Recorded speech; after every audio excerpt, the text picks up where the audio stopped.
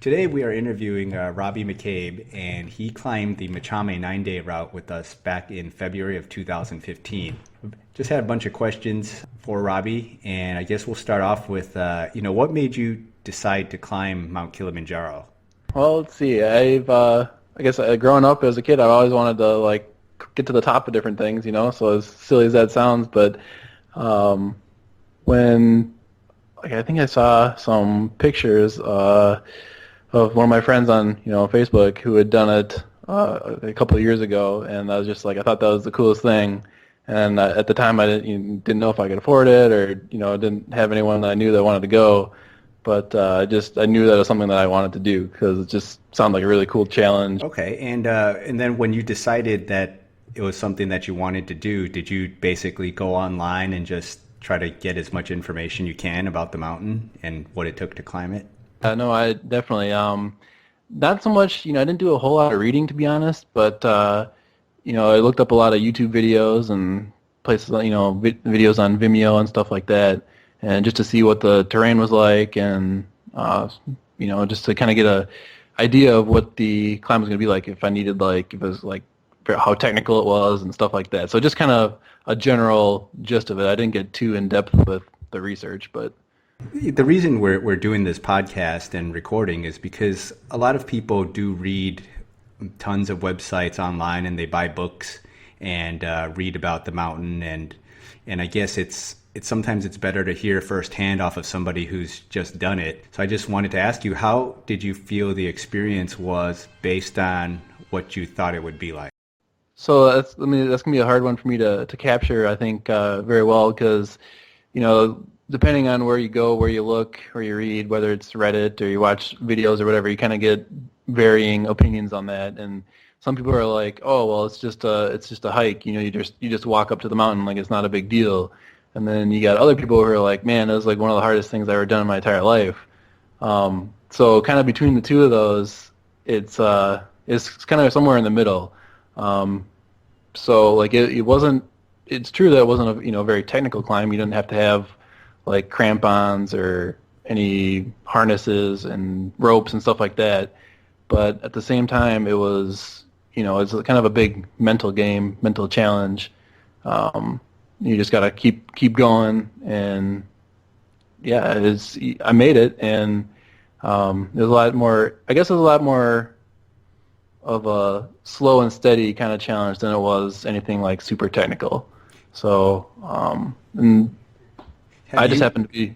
Go ahead. have you done any other climbs, like any technical climbs where you've had to use ropes or? Nope. I've been to like climbing walls and stuff, but no actual mountain climbing. And prior to doing Kilimanjaro, the only actual mountain I've climbed was in Death Valley in California, and I think that was I want to say like 9,000 feet. And that one was truly just you just throw on a day pack and hike up and then hike back down. So that's all the experience I had. Well, let's talk a little about the actual climb, because a lot of our customers have questions about like the day-to-day stuff and what it actually felt like on the mountain. So I guess let's start with when you landed at the airport. Did you get a visa beforehand, or did you pick one up at the airport when you landed? And how hard do you think that process was? So I knew going into it that, at least from what I've heard, that getting a visa at the airport was not a big deal. So yeah, I just landed at Kilimanjaro, walked right in. There was a line, so it was pretty straightforward. You just hop in the line, pay the $100 for the visa, and it was basically just like going through any other airport, except for there's just one extra step. So that wasn't bad at all. But just wanted to make sure I had my $100 bill, in cash. They accepted the $100. Otherwise, you could do it in 20s or whatever, but it needed to be cash. Okay, So and then after that, you went and got your baggage. And did you have one of our Peak Planet drivers pick you up also? yep, I did. So it took me a while to get through the line. I was one of the last people off the plane, so that took a little bit of time. But yeah, once I got through, got my visa, did they, stamp my passport, made it through. My bags were waiting for me, picked those up, and one of the drivers was wearing the Peak Planet shirt, had my name on a board, and yeah, he's ready to go. Everything went really smoothly there. I was one of the things I was a little bit worried about before I landed. Make sure I wasn't sure if I was gonna have to try and call someone, and I didn't have obviously I don't have service over in a different country. So, but yeah, that went totally fine, totally smooth. And then, which hotel did you end up going to and staying at? The first night was the Arusha Safari Lodge. And what did you think of it? Was it a decent place? Yeah, it was fun. It was kind of I had no idea again what to expect. Once we landed in Tanzania, but so got there super. It was pretty late. It was all dark, but weather was nice. It's coming from Minneapolis, so it was like below zero when I left. But then landed there. It was nice weather. I think it was about half an hour drive or so to the hotel. But again, Yeah, it's about, I think it's about 45 minutes, okay. maybe to an hour. Yeah, Depending on the time sure. of day. But at any rate, I mean, it was a smooth drive. Made it there. You have to go on a little bit of a dirt road to get to the place, but it's really cool. It's a very private, secluded area, and the hotel is very nice. Had my own separate kind of room away from the lobby, and the hotel staff was pretty decent. They carried my bags to my room and was ready to go. So I guess tell us about how the hike was. How did that first day go? so we wake up in the first morning, and I was there's a lot of things running through my head. Do I take my Diamox? Do I what shoes am I gonna wear? That sort of thing. But ended up being in a pretty good group of people, so we bounced ideas back and forth with each other, and ended up wearing my normal hiking boots, and the weather was pretty decent, pretty warm, nice and sunny day. So I was wearing, I think, just shorts and a t-shirt, had my backpack on, and that first day, you start at, I think it's 6,000 feet above sea level, and I guess I didn't know what I was expecting on the first day, but for some reason I expected to go, you start slow, going up a little slow slope or something, and then, I don't know, I expected to ease into it a little bit, but I think the first day, what was it like? I don't want to say 4 or 5 hours hike for the first day, and Yeah, generally, the Machame route, the first day is about 4 to 6 hours okay, of yep, hiking. yeah, it sounds about right, and it started out it was pretty hot, and I was really it was really a lot steeper than I thought it was going to be. But again, it was just walking. Again, nothing too difficult, but it was a lot longer walk than I was expecting. Yeah, the Machame route, that first day sort of just throws you in there with, with a pretty high elevation gain and, 4 to 6 hours. Yep. So yeah, it was 6,000 feet you start, and then we didn't end until I think it was 10,000 or 11,000. It's just short of 10. Yeah, and I will say that one thing I just remember now, so they have the porter carries one pack for you with sleeping bag, pad, most of your gear, and then you just carry your day pack which holds your water, your rain gear, and then if your camera, sunscreen, just little things like that. And that first day, I definitely had a lot more gear in my day pack than the first day after that, I was like, all right, I can get rid of, I had spare lenses, I had spare, clothes and stuff that I was like, all right, this is too heavy, I need to get this off. And so I learned that quick the first day. Yeah, a lot of people overpack their day packs because they, especially on the first day, because they don't know what to expect. And then once you go through one full day of, one full day's routine, you figure out how everything works and you know exactly what to bring the next day. How was the weather? Was it cold? A lot of people are always asking us, they're always worried about how cold it'll be at night. So what was it like during the nights for you? First 2 or 3 days, we were, hovering around anywhere between 10 and I think 12,000 feet or so.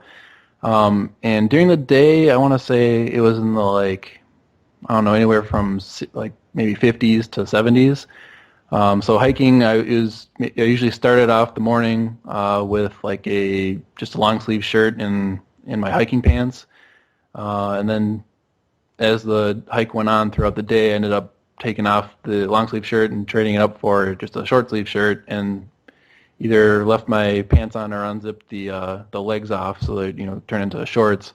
So during the day, every day was for the most part sunny and very pleasant for hiking.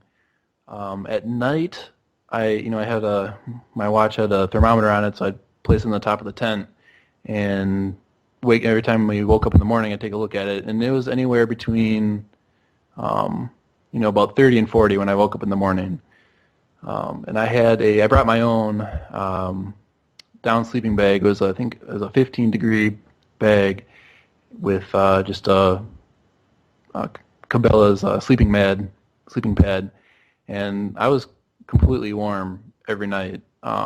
I also brought myself a fleece liner, but I never actually ended up using it. I actually laid that on the ground first as extra padding. 30 or 40 at night is actually pretty good. So it sounds like you actually had really good weather when you guys did the weather was great. Mountain.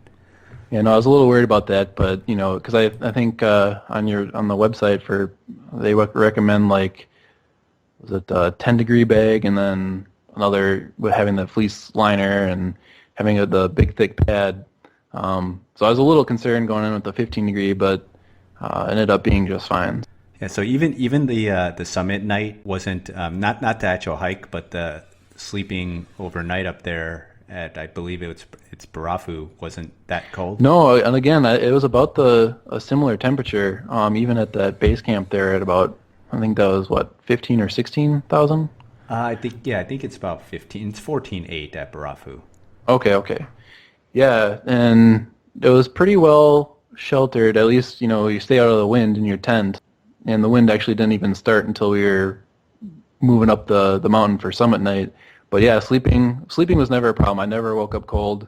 So there's a couple times I had to, toss and turn a little bit just because you're sleeping at a slant a little bit. But other than that, I had to get up and, use the restroom. But other than that, no, I was completely warm every night. Yeah. So speaking of the summit night, how did you think that hike was? That's usually the toughest. Well, not usually. It is the toughest day on Kilimanjaro. And how did it go for you? I really didn't know what to expect on that. I guess I just got really excited about it. The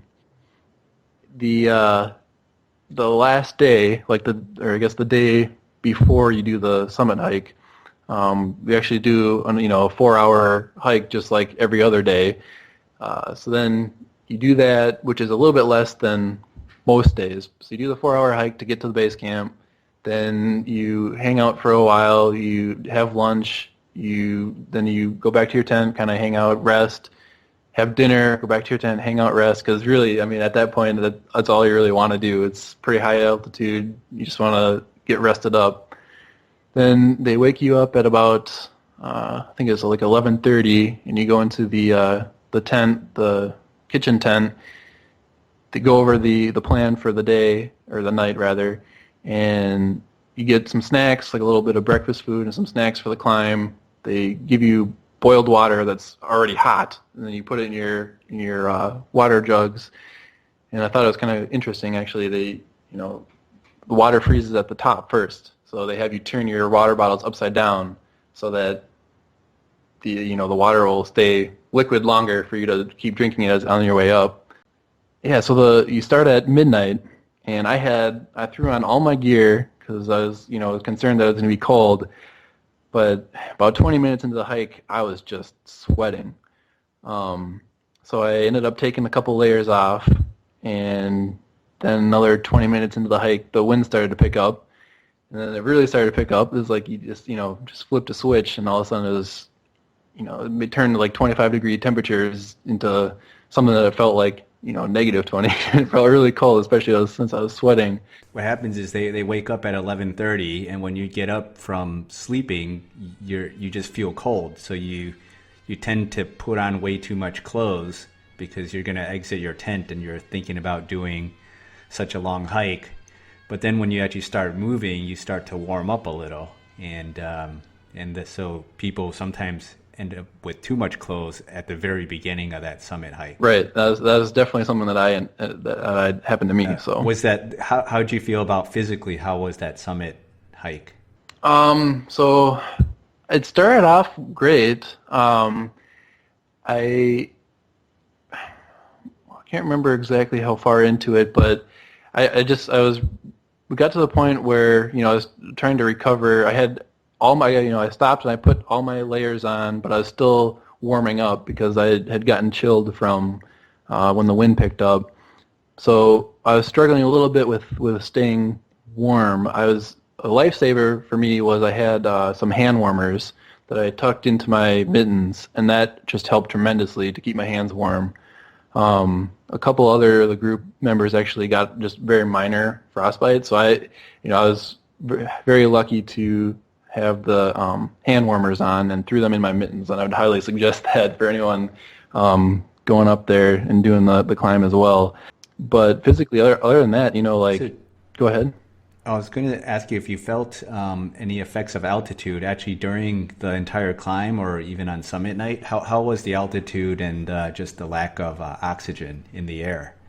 So for altitude, living in Minneapolis, I think we're at I don't know, it's just a couple hundred feet above sea level.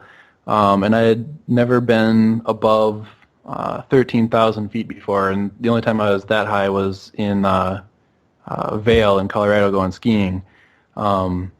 So I didn't really know what to expect there, and I don't think there's any history for me to even go on for my family as far as, hereditary effects to altitude sickness. But the first day was fine, going from the 6,000 to about the 10,000. But the second day, at the end of the second day, I think we were at about 12,000 feet, and I had pretty much all the signs and symptoms of early altitude sickness. Had a little bit of nausea. I was very tired. I had started to lose my appetite, and I had a little bit of headache. And I was, so I just got to the base or got to the camp and didn't feel like doing anything. But thankfully, all the guides are great, and they, tell you that one of the worst things you can do when you're starting to feel the altitude sickness is to lay down. So you want to keep moving and hike up and then come back down to sleep. So I was lucky enough and drink lots of water too, that after that first night, so I woke up on the third day and I didn't have any other effect, or symptoms of altitude sickness until summit night. Were you taking Diamox at this time? Nope. I wanted to give it, at least that second night before I decided whether or not I wanted to take that. I did bring it, of course, just as a precautionary, just in case measure. But after that, woke up the third day and all the symptoms were gone, so I decided to forego taking it. Okay, so how was the altitude on the summit night then? So summit night, again, I woke up at the 11:30, got up, was feeling good, decided to not take the Diamox, because I just wanted to see if I could, finish out the trip without doing that. And I want to say we were maybe about halfway, and I could really start feeling, the heavier breathing and a little bit of lightheadedness. I didn't have any headache or anything like that, but I was definitely starting to feel out of breath and just really moving slow. And then but I kept pushing on. I knew I was gonna not make it that far and then turn around. So I kept pushing forward, and then I want to say it was about 3/4 of the way up. I took a break, and the lead guide kind of looked at me, and he's like, "All right," and he grabbed my day pack and threw it on with his as well. So he's carrying 2 packs, and that really helped me, make it the rest of the way. So I made it, the last about 25%. With no pack, and that really helped. And once we made it to roughly the top, you make it to Stella Point, where you can see the sunrise, which is absolutely stunning, gorgeous, by the way. Once you make it to Stella Point, the elevator, the slope actually decreases a little bit, so you can You don't have to like climb straight up as much. It levels out a little bit, and then I could, have a little bit of a chance to kind of realize just how out of breath I was and how much of the effects of altitude sickness I was really experiencing. I actually have a video on my phone. I was taking like like a selfie video and just replaying it, and you can just see the lack of expression on my face as I turn around with the camera looking at myself. But so that was a kind of a funny experience. I didn't even remember taking the video, but when I got back down, I took a look at it and I was like, wow, you can really see that I was having some altitude effects there. Once you make it past Stella Point, there is another hour to the top, but you turn one of the corners and you can see the peak. You can see the sign telling you that you're at the top, and man, that's just a special feeling. It's there. You're gonna make it, and it's just it's all worth it by then. Yeah, most people make it to the top. They'll take one or two photos, and I think they'll stay at the top about 10 to 20 minutes at the most, and then they'll come down. Also, I guess I should ask you, how was the rest of the day after the summit hike? Because by that time, a lot of people are pretty spent, and just coming off the mountain is it's not an easy hike either. No, right. So the summit hike on the way up, I want to say it was like about 7 or 8 hours to hike up, and so you're going from about like 15,000 to 19,300, and you do that in 7 to 8 hours on the way up. But then on the way down, I want to say it was maybe like 2 or 3 hours, and that whole summit hike, you're walking on this stuff that I think was it called scree. It's just a very, very thick. It's like gravel almost. So on the way up, you take one step up, but then it's like you take a half step down because your foot kind of sinks into this gravel or scree. But then on the way down, you can kind of almost ski down it, which can be fun, but also takes a lot of energy out of you. But it's still a little bit easier going down once you made it to the top and you're still kind of on that high. But yeah, so you hike back down to the base camp at 15,000. I can't remember. I think we kind of grabbed lunch then and had like maybe half an hour a rest or so before we had to pack up and then go back down to, I think it was Millennium Camp after that. And that was another, I don't recall. It was another couple hours though. So I mean, you're from midnight that day until about like probably 3 or 4 p.m. is just all hiking, except for you stop for lunch. So that's a long day. Yeah. Well, Robby, thanks for taking some time and answering some questions. And if you had to give one piece of advice to somebody who's thinking about climbing Kilimanjaro, what would it be? I guess it would just be to not really overthink it. I know people can get stuck in the kind of analysis paralysis or whatever of the whole deal, but the Peak Planet website has a lot of different lists, like gear lists and everything like that. So as long as you have that as kind of a loose guide and just the willingness and the determination to give it a shot, I would just say just go for it. I mean, it's one of the best things I've had the opportunity to do so far in my life. So I'd do it over again in a heartbeat. All right. Well, thanks a lot, Robby. Appreciate you taking the time to come on board. And, hopefully we'll see you again soon. Thanks. All right. Thank you.